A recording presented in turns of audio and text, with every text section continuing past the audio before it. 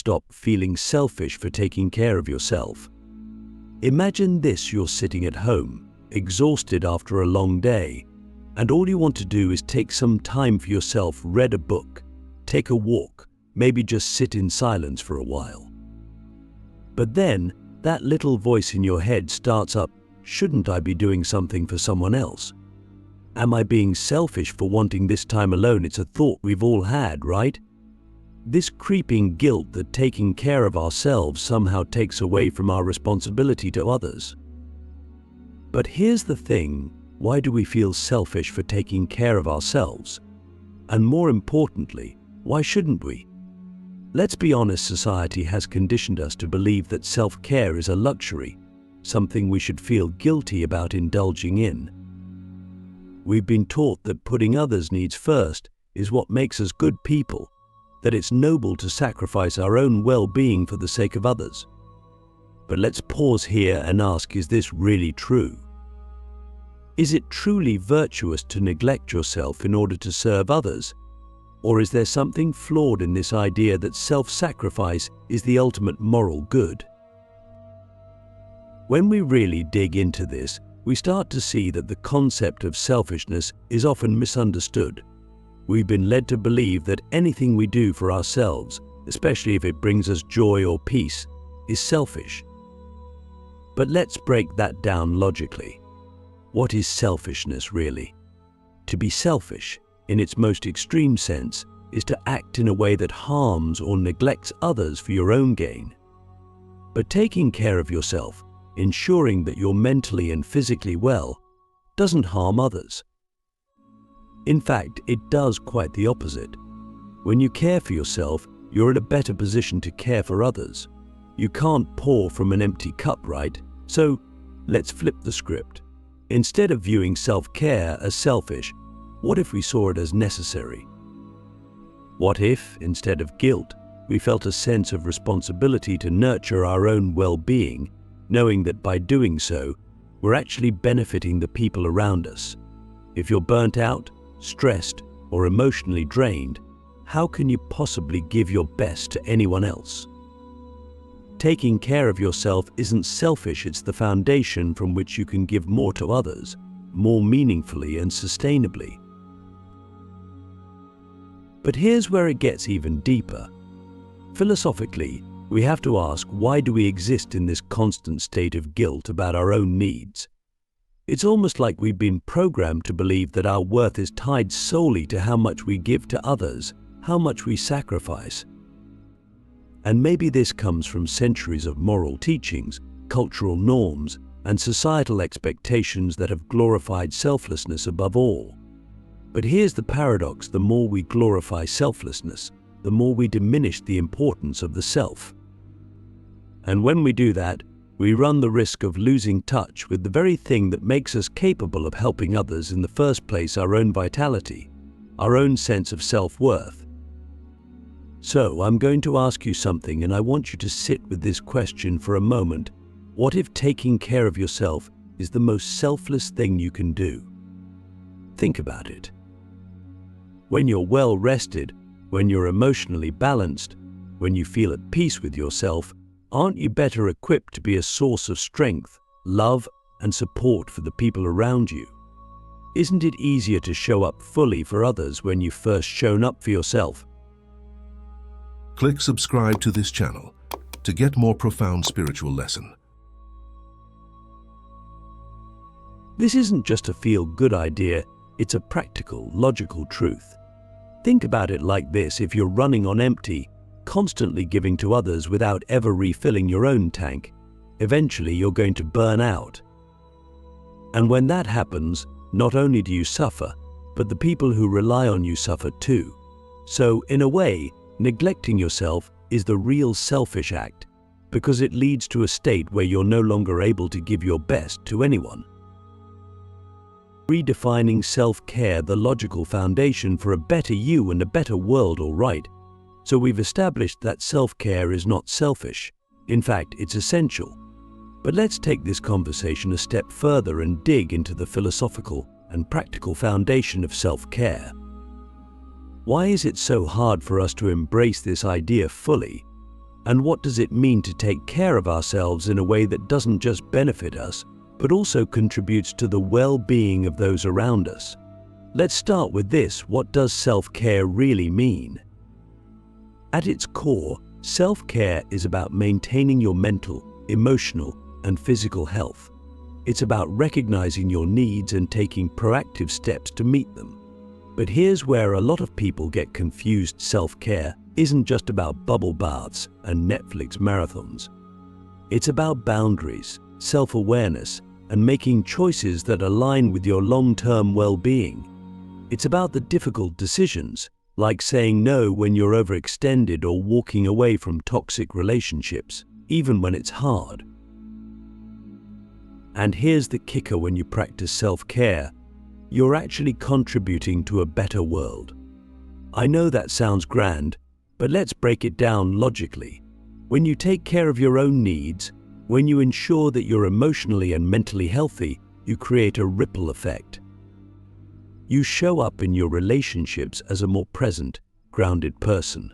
You bring more patience, more empathy, and more clarity to your interactions. And that's not just for the people closest to you, it extends to your community, your workplace, and even strangers you might encounter in your daily life. Think about it. Have you ever been in a situation where someone's stress or burnout negatively affected everyone around them? Maybe it was a boss who was constantly on edge, a family member who couldn't handle their frustration, or even a friend who was so emotionally depleted that they couldn't be there for you. Now, imagine if that person had made self-care a priority. Imagine if they had taken the time to recharge, to set boundaries, to address their own emotional needs. The entire dynamic would have been different, right? This is why self-care isn't just about you, it's about creating a positive, sustainable impact on the people around you. When you're well, you uplift others. When you're depleted, you pull others down with you. So, in a very real sense, taking care of yourself is one of the most responsible things you can do for the world. But here's where the deeper philosophical question comes in: why do we feel so much guilt around self-care in the first place? Why has society conditioned us to believe that putting ourselves first at least some of the time is inherently wrong? I think this comes from a long history of moral teachings, both religious and cultural, that place a high value on self-sacrifice. We're told that the most virtuous people are the ones who give endlessly, who put others before themselves, who sacrifice their own happiness for the greater good. But here's the problem with that narrative: it's unsustainable. If everyone is constantly sacrificing themselves for others, who's left to take care of the caretakers? At some point, we all need to recognize that self-sacrifice is only noble if it's balanced with self-preservation.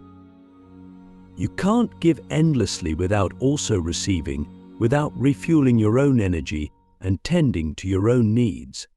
This brings us to another crucial point: self-care is not an indulgence, it's a necessity. It's not about treating yourself to luxuries, but about maintaining your basic well-being. It's about making sure that you're emotionally, mentally, and physically capable of handling the demands of life. And that's not just for your benefit, it's for the benefit of everyone who depends on you. Let's think about this logically. If you don't take time for yourself, if you don't care for your own needs, what happens? You burn out.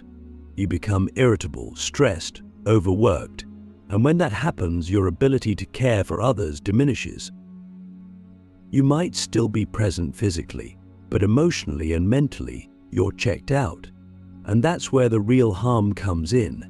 Neglecting yourself doesn't just hurt you, it hurts the people who need you at your best. So, let's flip the narrative. Instead of feeling guilty for taking care of yourself, what if you saw it as a responsibility? What if, instead of viewing self-care as an indulgence, you saw it as an essential part of being a responsible, functioning member of society? Here's a question for you: what would happen if you started to see self-care as a form of service? Not just to yourself, but to the people who rely on you. What if, by taking care of your own needs, you're actually becoming a better partner, parent, friend, or colleague? This shift in perspective is crucial because it allows you to embrace self-care without guilt.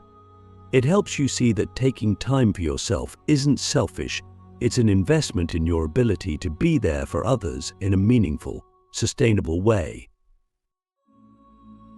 The balance between giving and receiving: why you can't serve from an empty cup now that we've reframed self-care as a necessity, not a selfish act. Let's dive deeper into a crucial concept: balance. Life is a continuous dance between giving and receiving, between doing for others and doing for ourselves. And here's the truth that many of us overlook: you can't keep giving if you're not also receiving. You can't serve from an empty cup. Think of it like this: imagine you're well. The people you love, the people who need you, come to you for nourishment, for support, for guidance. But if you never replenish that well, if you never take time to refill it, eventually it runs dry. And when that happens, you're no longer able to give anything meaningful to the people who rely on you. This is why balance matters. It's not just about fairness, it's about survival. It's about the sustainability of your ability to care for others. But here's where we get stuck. Why do we feel so uncomfortable receiving? Why do we often feel like our value comes only from what we give, not from what we allow ourselves to receive? This is a deep, philosophical question, and it calls into question how we view our own self-worth. We live in a society that often equates productivity with value. We're praised when we're busy, when we're giving endlessly, when we're sacrificing our own needs for the sake of others. But what gets lost in that narrative is the understanding that we are inherently valuable even when we're not giving. Even when we're resting, receiving, or recharging, we still matter. In fact, it's in these moments of receiving that we're able to restore ourselves and regain the strength needed to give even more generously.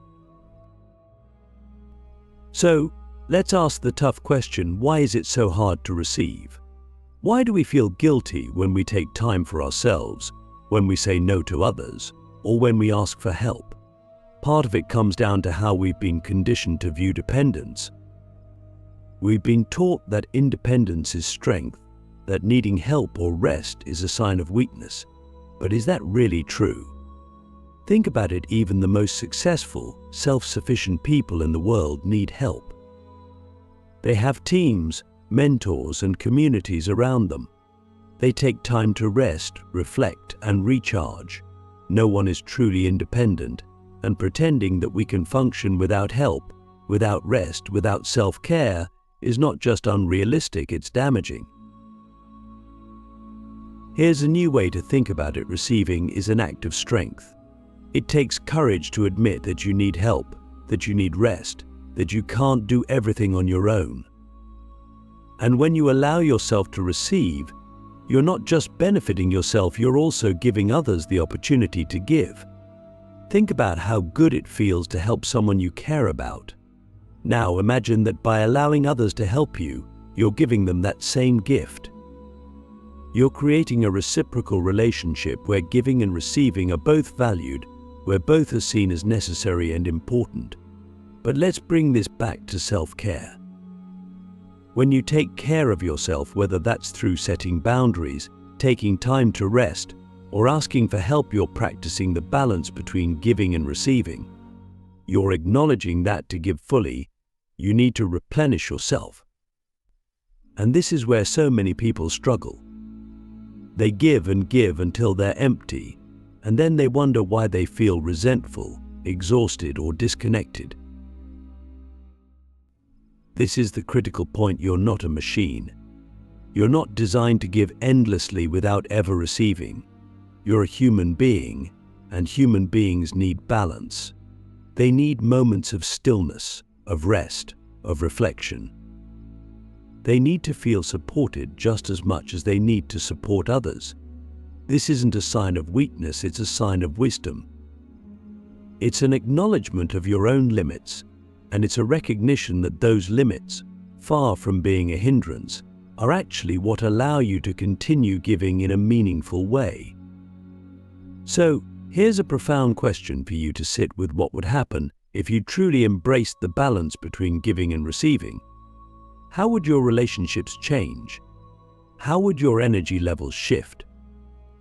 How much more could you offer the world if you allowed yourself to receive just as much as you give? This balance is the key to sustainable care. It's the foundation upon which long-term generosity is built. When you care for yourself, when you allow yourself to receive, you're creating a cycle of nourishment that benefits everyone in your life, not just you. And this brings us to the final, most important insight: by taking care of yourself, you're actually taking care of others too. The ripple effect, how taking care of yourself uplifts everyone around you. Let's take everything we've discussed so far and bring it to the most profound conclusion. Taking care of yourself doesn't just benefit you, it uplifts everyone around you. It creates a ripple effect that extends far beyond your individual well-being. This is the ultimate realization about self-care. It's not just an act of personal preservation, but an act of service to the world. Think about the people in your life who inspire you, who make you feel supported, who bring calm and strength into your day-to-day experience. What do they all have in common? More often than not, they're people who have learned how to take care of themselves. They know their limits. They know when to step back and recharge. And because they've mastered this balance, they show up fully when you need them. Their energy is calm, their presence is grounding, and their support is genuine. Now, imagine what happens when you don't take care of yourself. When you're exhausted, overwhelmed, or emotionally drained, it becomes harder to be there for others in a meaningful way. Your patience wears thin, your empathy runs dry, and you start to feel resentful or burdened by the very relationships you care about. This is not because you're selfish or unkind, it's because you're human. And humans have limits. When you take care of yourself, when you ensure you're well rested, emotionally balanced, and mentally clear, you become a source of strength for others. You create a space where people feel safe, supported, and understood. You're able to listen more deeply, to engage more fully, and to give without resentment or depletion. This is the ripple effect of self-care. It begins with you, but it doesn't end there. It spreads to your family, your friends, your colleagues, and even to strangers you encounter in your day.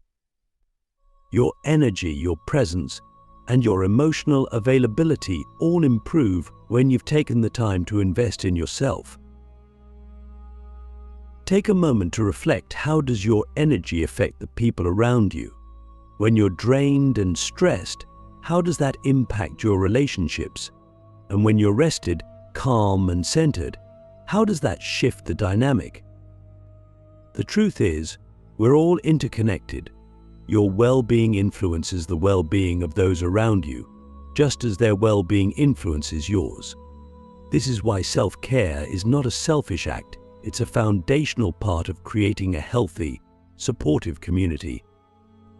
By taking care of yourself, you're modeling to others that it's okay to prioritize their own well-being too. You're showing them that it's not only acceptable, but essential to rest, to set boundaries, and to honor their own needs. So, the next time you feel guilty for taking time for yourself, remember this: you're not just doing it for you, you're doing it for everyone who depends on you. You're creating a life in which you can show up fully, with energy, compassion, and presence. And that's not selfish, that's an act of love.